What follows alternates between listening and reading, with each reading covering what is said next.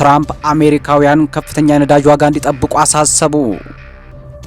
የደቡብ ኮሪያ ፕሬዝዳንት ሊ የሰላም ስምምነት ለመተካት ከሰሜን ኮሪያ ጋር ለመነጋገር እንደሚፈልጉ አስታወቁ። የጃፓን መከላከያ ሚኒስቴር ያወጣው መግለጫ አለ። በእነዚህ ጉዳይ ዝርዝር ዘገባ ይዘናል። እስከ ፍጻሜ አብራችሁን ቆዩ።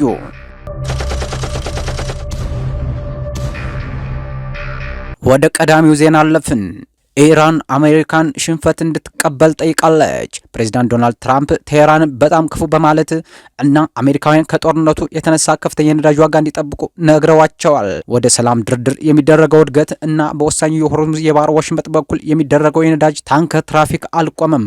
አሜሪካና እስራኤል የካቲት 28 የጀመሩትን ግጭት ለማቆም የጦርነት ወገኖች የሚንቀሳቀሱበት ምንም ምልክት የለም። ይህ የባህር ወሽመጥ የሚከፈተውና የሚዘጋው በኢራን ትዕዛዝ ብቻ ነው። እናም የሽንፈት እውነታ እስካልተቀበሉ እና ቅዠት ማድረጋቸውን እስካልተው ድረስ ኢራን እገዳውን ማስፈጸሙን ትቀጥላለች። የኢራን ምክትል የውጭ ጉዳይ ሚኒስትር ካዜም ጋርቤባንዲ በኤክስ ላይ በቅዳሜ ጠዋት ላይ ጽፈዋል። የአሜሪካ ነዳጅ በአመት 29% ከፍ ብሏል። ኢራንም ተጽዕኖ ይሰማዋል። የውጭ ጉዳይ ሚኒስትሩ አባስ አራቅቺ ኢራን ከአሜሪካ ጋር ለመነጋገር አለመወሰኗን ተናግረዋል። ቅዳሜ ጠዋት ላይ በወጣው የኢራን የዜና ወኪል ሻህራር ኒውስ ላይ በሰጡት ቃለ ምልልስ ጦርነት ከመጀመሩ በፊት የዓለም ነዳጅ 1/5ኛውን የሚያስተናግደው የውሃ መስመር ላይ መርከብ እንደገና እንዲጀምር ሶለርንን የባህር ወሽመጥ ላይ ቅድመ ሁኔታዎችን ማሟላት አለባት ብለዋል። ትራምፕ አሜሪካውያንን ከኢራን ጋር ያለው ግጭት በሚቀጥልበት ጊዜ ትንሽ ከፍ ያለ የነዳጅ ዋጋ እንዲቀበሉ አሳስበዋል። በኒውክሌር ጋርደን ሲቲ በአርብ ዕለት በተካሄደ የፖለቲካ ስብሰባ ላይ የነዳጅ ዋጋ ትንሽ ከፍ ማድረግ አንድ በጣም ክፉ ሀገር የኒውክሌር ጦር መሳሪያ እንዳይኖራት ዋጋ ያለው መሆኑን ተናግረዋል። ይህ ደግሞ ፕሬዝዳንቱ ለጦርነቱ ከሚሰጧቸው ምክንያቶች አንዱ ነው። የዋጋ ንረትን ያነሳውና መራጮችን ያሳዘነ አዝማሚያ አርብ ዕለት በአሜሪካ የመኪና ማህበር መሰረት የአሜሪካ የነዳጅ ጋሎን አማካይ ዋጋ ከአንድ ዓመት በፊት ከነበረው 29% ብልጫ ያለው ወደ $4.08 ነበር። ትራምፕ ሪፐብሊካን የኃይል ወጪዎችን ለመቀነስ ቃል ገብተው ዘመቻ የዘመቱ ሲሆን ዲሞክራቶች የጦርነቱን ውጤት በህዳር ወርሃዊ የምርጫ ዘመቻ ጉዳይ ለማድረግ እየሞከሩ ነው። የጥሬ ነዳጅ ውል አርብ ዕለት በአንድ በርሜል $1 ከፍ ብሏል። የብሬንት ውል በ6.0% እና የምዕራብ ቴክሳስ መካከለኛ 5.4% ሳምንታዊ ጭማሪ ላይ ነበሩ። የሆርሙዝ የባህር ወሽመጥ በትዊተር ወይም በአውሮፕላን ተሸካሚ ትዕዛዝ በማውጣት ወይም የምርጫ ንግግር በማድረግ ሊያዝ አይችልም አለ ጋርቤባዲ። የአሜሪካ ፕሬዝዳንት ዶናልድ ትራምፕ በጋርደን ሲቲ ኒውዮርክ አሜሪካ ኦገስት 14 2026 ላይ ንግግር እያደረጉ ነው። ፕሬዝዳንት ማሱድ ፔዜክሻን በመንግስት ቴሌቪዥን ላይ ባደረጉት ንግግር ከፍተኛ የዋጋ ንረት በአሜሪካ የኢራን ወደቦች እገዳና በኢራን የነዳጅ ምርቶች ላይ በጣለው ማዕቀብ ምክንያት ነው ብለዋል። ምንም ጥሬ የነዳጅ መርከቦች የባህር ወሽመጥ አያልፉም ሲሉም ገልጸዋል።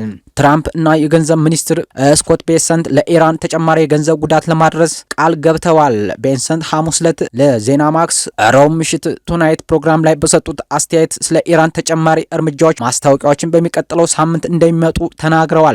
ቴህራን የባህር ወሽመጥ ትራፊክ ማስፈጸሟን እገዳ ትላለች። ዋሽንግተን ከወደባቸው በሚወጡ የኢራን መርከቦችን ላይ የምታደርገውን ማስፈራሪያ ለማለፍ የምትጠቀምበት ቃል ነው ሲሉም ገልጸዋል። እኛ የምናደርገው ለዓለም ትልቅ አገልግሎት ነው፣ ለእኛ ብቻ ሳይሆን እናም በጣም ጥሩ ስራ እየሰራን ነው ትራምፕ አሉ። የአሜሪካ አውሮፕላን ተሸካሚ በጦርነት ጥረቱ ላይ ያደረገው 660 ቀን አገልግሎት በቂ አይደለም ብለዋል። በመርከብ መከታተያ ድርጅት ኬፕለር የተደረገው ትንታኔ እንደሚያሳየው አርብ ዕለት 2 መርከቦች ብቻ የሆርሙዝ የባህር ወሽመጥን ያለምንም የጥሬ ነዳጅ ጭነት አልፈዋል። አንዳንድ መርከቦች ትራንስፐንደርን አጥፍተው በማይታወቅ ሁኔታ የባህር ወሽመጥን ሊያቋርጡ ይችላሉ። ነገር ግን ቁጥሮቹ ጦርነት ከመጀመሩ በፊት በየቀኑ ከሚጓዙት ከ130 በላይ መርከቦች ጋር ምንም አይነጻጸሩም። የኢራን ፈቃድ ሲያገኙ የባህር ወሽመጥን ለመጓዝ የሚዳፈሩ መርከቦች ሚሳይል ወይም ድሮን ጥቃት ሊደርስባቸው ይችላል። የተባበሩት አረብ ኤሚሬትስ የአቡዳቢ ብሔራዊ የነዳጅ ኩባንያ ሐሙስ ምሽት የባህር ወሽመጥን ሊያቋርጡ የነበሩ 2 መርከቦቿ እንደተጠቁ ተናግረዋል። የኤሚሬትስ መንግስት የዜና ወኪል WAM ደግሞ አርብ ዕለት ሌላ መርከብ ጥቃት እንደደረሰባት ዘግቧል። የጦርነት ማቆም ስምምነት በሰኔ ወር ውስጥ ተበላሽቷል። በመጀመሪያ ደረጃ ለማራዘም የምንፈልገው ጦርነት ማቆም አልነበረንም አራቅቼ አለ። የጦርነቱ መጨረሻ ነበረን፣ አሁን ግን አዲስ ሁኔታ አለ። በኢራን ደጋፊ በሆኑት ሁቲዎች በየመን የሚፈጸሙ ጥቃቶች የክልሉ ጦርነት መስፋፋት ስጋት አድሷል። የየመን ዓለም አቀፍ እውቅና ያለው መንግስት ሁቲዎች አርብ ዕለት 6 የባለስቲክ ሚሳይሎችን በቀይ ባህር ወደብ ሞቻ ላይ የጣሉ ሲሆን 4 ሲቪሎች ተገድለዋል ብሏል። በሁቲዎችም የሚመራው የሳባ የዜና ወኪል በወታደራዊ ምንጭ ጠቅሶ ቡድኑ የሳውዲ ከተማ ናጅራን የሚገኘውን የአራሞኮን ተቋም በድሮን መምታቱ ገልጿል። ወደ ቀጣዩ ዘገባ አለፍን። የደቡብ ኮሪያ ፕሬዝዳንት ሊ ጃኢ-ሚንግ ቅዳሜ ዕለት ከሰሜን ኮሪያ ጋር በሰላም አብሮ የመኖርን ለማስፈጸም የውይይት ጥሪ ያቀረቡ ሲሆን ሲኦል ግጭትን ለመከላከል ጥበቃ እንደምትፈልግና የምንጊዜም የኮሪያ ባህረ ገብ መሬት የጦር አቋሙ ስምምነት የሰላም ስርዓት ለመተካት አስፈላጊነት እንዳለ ጠቆመዋል። በኮሪያ ከጃፓን ቅኝት ግዛት ነጻ መውጣት የተከበረበትን የምስረታ በዓል ባደረጉት ንግግር ሊ ሁለቱ ኮሪያዎች ለጋራ መኖር ስብሰባ ሊያደርጉን እንደሚገባ ተናግረዋል። በ1950 እስከ 53 የነበረውን የኮሪያ ጦርነት ለማቆም ከሰሜን ኮሪያና ከሚመለከታቸው አካላት መካከል የውይይት ጥሪ ያቀረቡ ሲሆን ጦርነቱ በሰላም ውል ሳይሆን በጦር አቁም እንደቆመና ውይይቱም የፒዮንግያንግን የኒውክሌር አቅም ለመገደብ ውጤታማ እርምጃዎችን መዳሰስ እንደሚችል ተናግረዋል።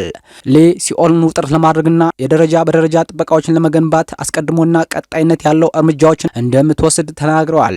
የሊ ጥሪ ባለፈው ዓመት የሰሜን ኮሪያ ስርዓት እንደሚያከብርና ከፒዮንግያንግ ጋር የሰላም አብሮ የመኖር እንደሚፈልግ የገባውን ቃል በአብዛኛው ይገነባል። በሰሜንና በደቡብ ኮሪያ መካከል ያለው ግንኙነት የቀዘቀዘ ነው። የሰሜን ኮሪያ መሪ ኪም ጆንግ ኡን የፒዮንግያንግን የመዋሃድ ፖሊሲ ትተዋል። ደቡብ ኮሪያ እጅግ የጠላት ሀገር ብለው ገልጸዋቸዋል። እንዲሁም በድንበር ላይ ያሉ የመከላከያ መስመሮችን እንዲጠናከሩ አዘዋል። የሰሜን ኮሪያ የሊን የውይይት ቅናሾች አልቀበልም ስትል የሲኦልን የኒውክሌር ኃይል ማመንጫ ሰርጓጅ መርከብ እቅድን ትችላለች። እንዲሁም የአሜሪካ ደቡብ ኮሪያ የጋራ ወታደራዊ ልምዶችን እንደ ማነቃቂያነት አውግዘዋል። ወደ ሌላኛው ዘገባችን አለፍን። የጃፓን የመከላከያ ሚኒስትር ሽንጂሮ ኮይዙሚ ቅዳሜ ዕለት የሀገሪቱን የጦርነት ሰማዕትነት ቤተ መቅደስን ጎብኝተዋል። ይህም በቻይናና በደቡብ ኮሪያ ተቃውሞ ገጥሞታል። ምክንያቱም የቶኪዮ የጦርነት ወረራ ምልክት አድርገው ስለሚቆጥሩት የሁለተኛው የዓለም ጦርነት ማብቂያ 81ኛውን ዓመት በማክበር ኮይዙሚ ጥቁር ልብስና ካራባት ለብሰው ያስኩኒ ቤተ መቅደስን ጎብኝተው እንደነበር የአካባቢው ሚዲያ ምስሎች አሳይተዋል።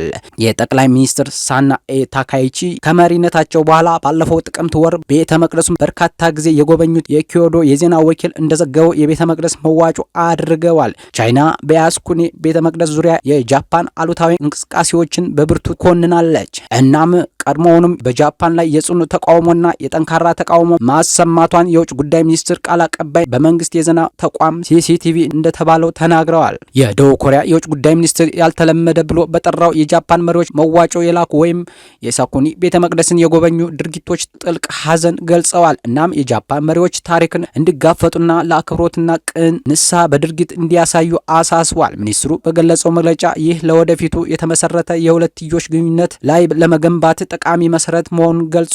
ቻይናና ደቡብ ኮሪያ የከፍተኛ የጃፓን ባለስልጣናት ጉብኝቶች የቶኪዮን የጦርነት ድርጊቶችን እንደሚያሳንሱና የዲፕሎማሲ ግንኙነቶችን እንደሚጎዱ ተናግረዋል። በያስኩኒ ከሚከበሩ 2.5 ሚሊዮን የጦርነት ሰማዕታት መካከል የጦር ወንጀል የፈጸሙ 14 የጦር መሪዎች እና ከ1000 በላይ የጥምር ኃይሎች በ1945 ጃፓን ከሽንፈቷ በኋላ የፈረዱባቸው ይገኙበታል። የጃፓን ባለስልጣናት ያለፉትን ጉብኝቶች በግል አቅማቸው ለሀገሪቱ ጦርነት የሞቱትን ለማክበር እንደሆነ ገልጸዋል። የመጨረሻው የጃፓን ጠቅላይ ሚኒስትር ያስኩኒ ቤተ መቅደስን የጎበኙት ሽንዞ አቤ በታህሳስ 2013 ነበር። ይህም በወቅቱ የአሜሪካ ፕሬዝዳንት ባራክ ኦባማ አስተዳደር የሀዘን መግለጫ አስነስቶ ነበር። ውድ የቻናላችን ተከታታዮች የዕለቱ ዘገባ ይህንን ይመስል ነበር። አዳዲስ መረጃዎችና ዕለታዊ ዘገባዎች ፈጥነው እንዲደርሱ ቻናላችን ሰብስክራይብ በማድረግ ቤተሰብ ይሁኑ።